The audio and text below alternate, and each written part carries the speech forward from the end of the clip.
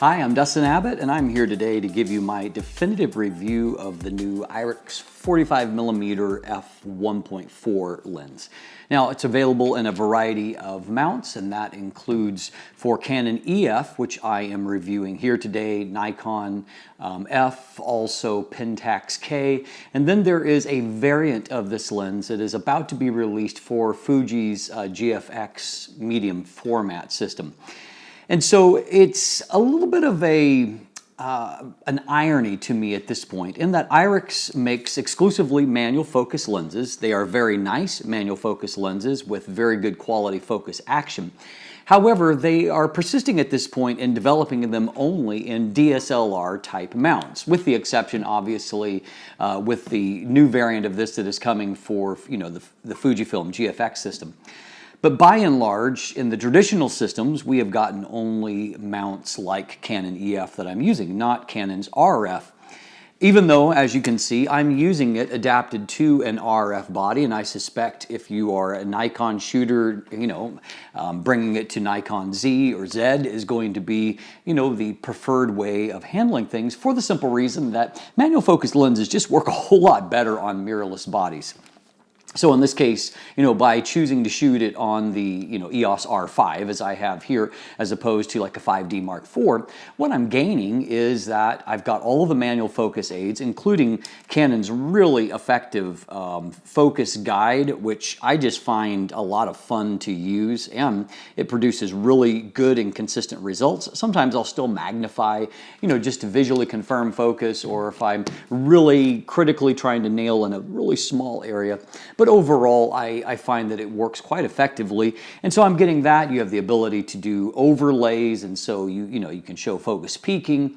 And then on top of that, in a lot of mirrorless bodies like this one, I am getting in-body image stabilization. So while the lens itself does not have stabilization, I was able to get this shot, for example, at 1/5 of a second handheld, which is obviously another asset. And one of the kind of hidden assets there is I find that a body with in-body image stabilization also allows you to have just a little bit more precision while manually focusing, because in the viewfinder you're eliminating some camera shake out of the equation.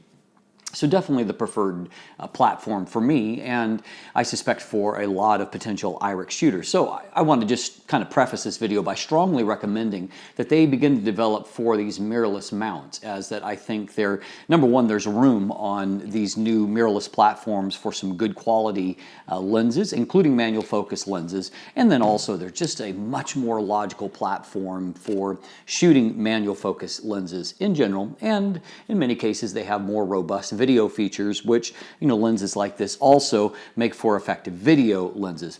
Now, they do have a complete cine version of this particular lens, and it's geared to allow for all of the various cine attributes. And so if you're looking for a cine version of the lens, that's a T1.5, and so definitely worth looking at if you're wholly wanting to do cinematography.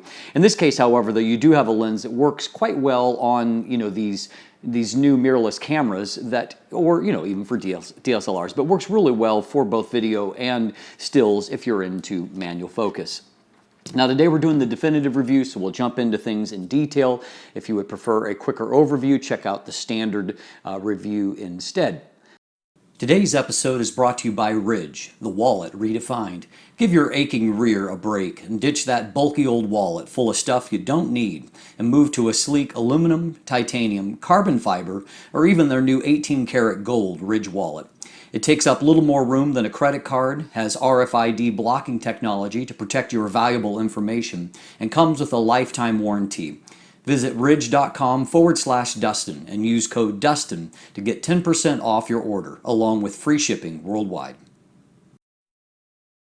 I do want to thank Ridge for sponsoring today's video. We're going to start off by taking a look hands-on at what we've got here in terms of the build and the handling of the feature. So let's take a closer look at the Irix 45mm F1.4. And the first thing that stands out to me is that, as always with Irix lenses, it comes with a really nice molded case that offers both high protection value, but also is, because it's so tightly molded, it doesn't take up a lot of additional room, making it very useful. Now, the 45mm comes with a lens hood. It's just plastic, kind of a matte finish inside, not anything particularly special, and as you can see, it is fairly long and deep to provide some protection value from stray light. Now, this lens has their Dragonfly finish, and essentially what they've done is they've merged a few of the elements from the original kind of bifurcated Blackstone and Dragonfly finish to where it has some components of both, including that molded case. But we have a mixture of metals and then various composites. We do have weather sealing inside, including a gasket, and then I believe 4 other seal points, 77mm filter thread up front. Then we also have both their kind of unique lock and then unlock kind of tension mechanism for the focus ring, which is kind of a uniquely Irix thing in a lens like this. You can see that all of the various engravings there, they have a luminescent paint, and that it also has this really unique ridge and marker, which I find useful for focus pulls for video, so you kind of know where you're going to end up. There's a unique rubberized texture to the focus ring, and about 175 degrees of focus throw. Overall, the build of it is nice. It's not a lightweight lens. It weighs in at 925 grams, and it is 105 millimeters in length, 87 millimeters in diameter. You have 9 rounded aperture blades inside, and you have a beautiful focus throw that makes this lens really quite a joy to use out in the field if you don't mind manual focus. There's an electromagnetic aperture iris, and so that's all controlled from within the camera.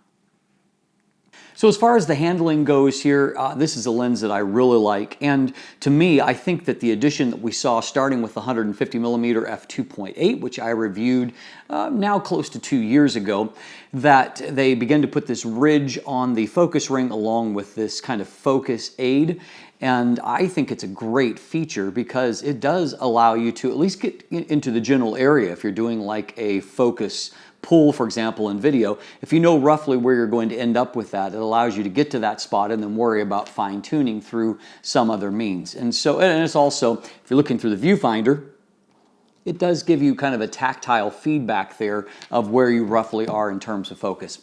It's a great design, and one thing I will say for Irix is that they do have some innovation in their designs. They do some different things with their lenses than what other manufacturers do, which in my experience these days is fairly rare. So when it comes to the actual image quality, before we jump in and we look in detail at the results, I want to kind of maybe set the stage for that. Because anytime you have a wide aperture lens like this, an f1.4 or larger lens, manufacturers basically have to make a choice. And so you have the option of trying to correct for all the aberrations and to give very high contrast, high detail performance at very wide apertures. Often that comes at a cost of the bokeh not being quite as soft and the overall rendering from the lens being a little less magical. The bokeh is not as creamy, for example, and so you gain the detail at a pixel level, but you lose a little bit of the global rendering as a byproduct of that. And it's a bit of a tension that they have to work. And in rare cases, I find that some lenses manage to balance those two things fairly well. For the most part, though, the old school philosophy was designing lenses that had a little less contrast, wide open, but produced really kind of pleasing images to the eye on a global level, even if they weren't technically perfect. Lenses like Canon's classic EF 85mm F1.2 L Mark II, I think is a great example of that. And then you have kind of the other end of the spectrum with lenses like, say, some of the Sigma Art lenses that are very highly corrected, very good performance at f1.4 or maximum aperture, but sometimes people find them to be a little more, clinical, a little less artful in their rendering, though I think that some of Sigma's more recent lenses have found a better balance with all of that. And so Irix has kind of chosen a little bit more of that classic profile, and it sharpens up significantly as it's stopped down, as we'll see, but at wide open, it's not the highest contrast, micro contrast lens that you might expect, though images globally still look really good. So let's take a look at that in detail and jump in. So first of all, let's take a look at our vignette and distortion. As you can see, looking at the left, which is an uncorrected RAW file, distortion is basically a non-issue. There is a mild, less than 1% amount of barrel distortion, not going to be an issue under any circumstance. So great job there. You can see the vignette is another story. Vignette is certainly fairly heavy. However, it is a linear type of vignette, so it's just not all concentrated in the corners. Byproduct of that is it cleans up pretty well by applying a +92 and sliding the midpoint over to 0. So definitely a significant amount of vignette. Now, if you want to naturally shoot with a lot less vignette, stopping down to f2, as you can see, makes a pretty radical difference. Though in this case, the vignette is a little bit more concentrated in the corners, but probably not enough to be a factor for many real-world images. Now we can see, as far as chromatic aberrations go, that lateral chromatic aberrations are very, very minimal. You can see that it should just be black and white. There should be no other colors, and you can see that there's only the tiniest amount of fringing there, but we're looking at it even beyond a pixel level, and so you're not going to see that in any kind of real-world use. Now, we can see two things if we look at longitudinal chromatic aberrations. First of all, you can see that there is a mild amount of fringing, not much so for an f1.4 lens, mostly manifesting as just a little bit of green fringing after the plane of focus. You can see on the right at f2 that that is mildly corrected, but not entirely. But what you can really see is that at f1.4, there still is some spherical aberration that is left uncorrected that makes everything have just a little bit of a haze on top of it. You can see that that clears up significantly at f2, not entirely, however. So that does become a factor when we take a look at our resolution. So in this case, we're looking at a 200%. And you can see that actually the resolution is fairly good. And I think that's the reason why in some cases those that do just more kind of mechanical chart test show pretty good resolution in the center of the frame. But while the resolution is good, the contrast is not. And so it seems like there's just kind of a haze over all the textures that make them a little bit indistinct. Here at the midpoint, f1.4, again, resolution is good. However, that haze is affecting our overall contrast. Now, things not so good in the corner. You can just see that the acuity is not particularly high at f1.4. So we can see this manifest out in a real-world use. And so looking here at a pixel level, and this is on a 45 megapixel, all of these are shown on a 45 megapixel Canon EOS R5 sensor. So chromatic aberrations, not really an issue. It's not chromatic aberrations that are causing the problem. It's those spherical aberrations that just kind of look like a little bit of Vaseline is smeared over things. Resolution and contrast doesn't look too bad in that zone, but overall it's not particularly sharp. What we're going to see, foreshadowed here, however, is that the trade-off is you get fantastic bokeh. Now, put in certain situations, that becomes less of an issue. So this image, I think, is actually quite striking, shot at f1.4. So it looks great on a global level, and really at a pixel level, even though depth of field is quite small, it really looks quite good. And you can see that it's handled this bright light source, kind of a strong contrast in the scene. It's actually handled quite well. And for example, on this bright area here, you don't see any kind of fringing.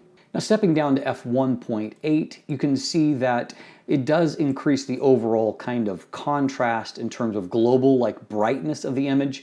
What it's not impacting to the same degree, however, is the actual kind of micro contrast of the fine textures, which really don't look significantly better. Down on the corner, again, contrast in terms of brightness, but only a little bit more acuity that's coming into the image at this point.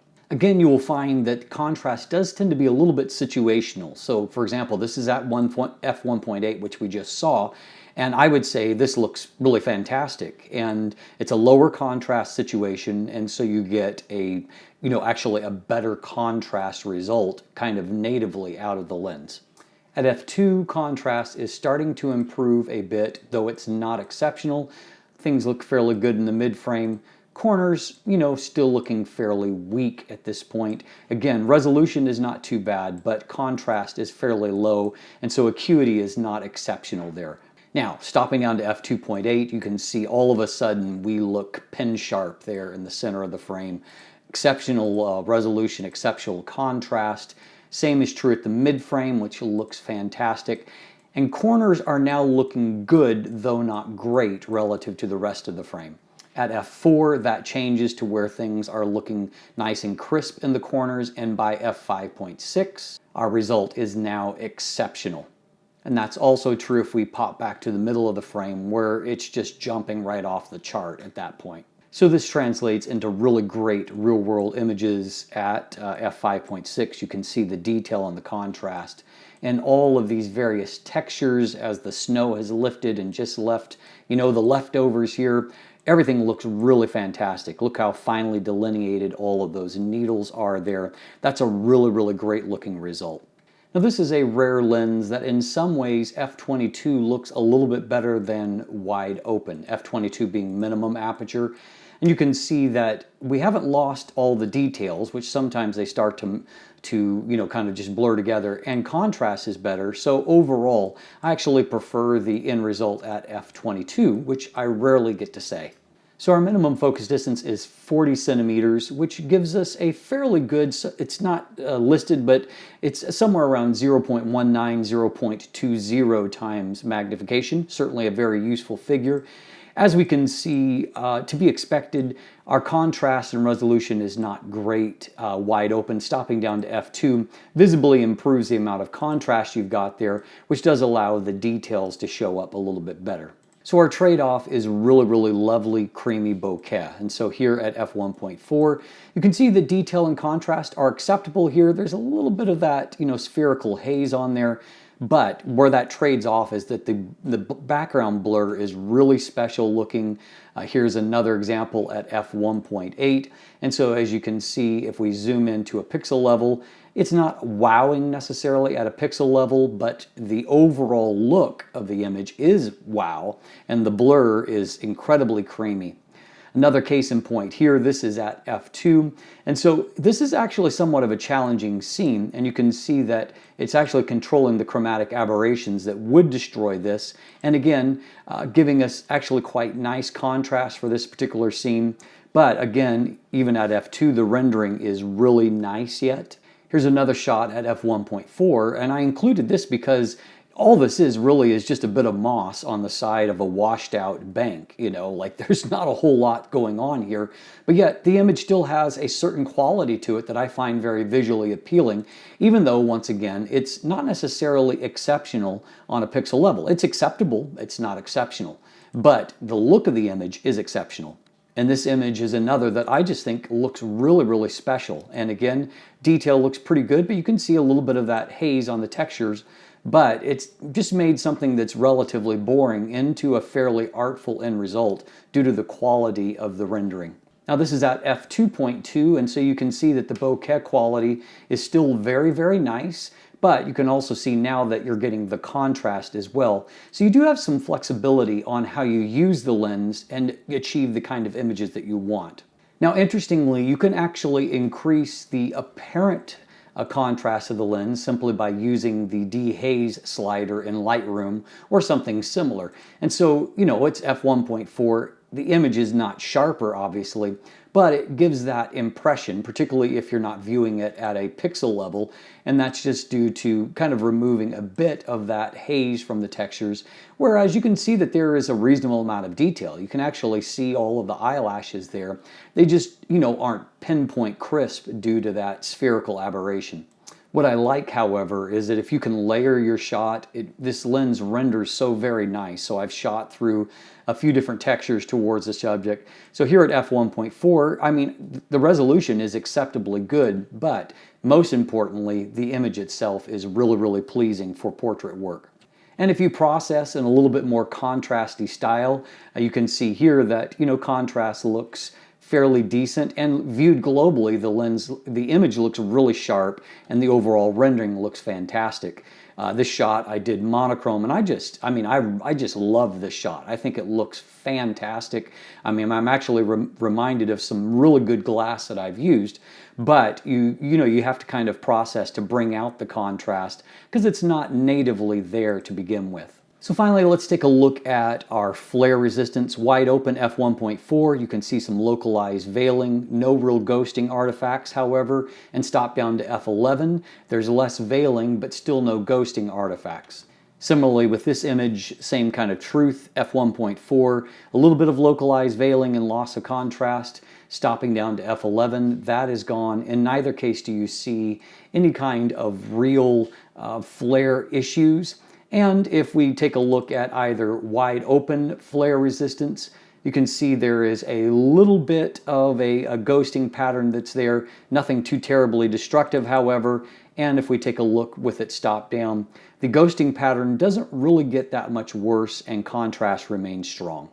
So I think you can see what I was describing before we jumped into the actual breakdown of the image quality itself, and that I actually really like the look of images that come off of this lens. There's a quality to them that I appreciate. And so I'll put it this way, I really love the images at a global level. I am somewhat of a pixel peeper, and so I don't love them necessarily on a technical pixel level. And so that's kind of the tension that I am facing here, and that you're going to have to weigh for yourself as a photographer whether or not this approach, this style, works for you. But if you determine that it is a lens that works for you, it is a beautifully handling lens so long as you don't mind manually focusing, and and it does produce, I think, really pleasing results, particularly on a global level, which frankly, that's the way that we share our images for the most part anyway. This is a lens that can be had for right under $700 US, so it's not necessarily a price bargain, but relative to a lot of f1.4 lenses, it's also hardly the most expensive, and it does give you a very high grade of build and, nice overall performance for that price.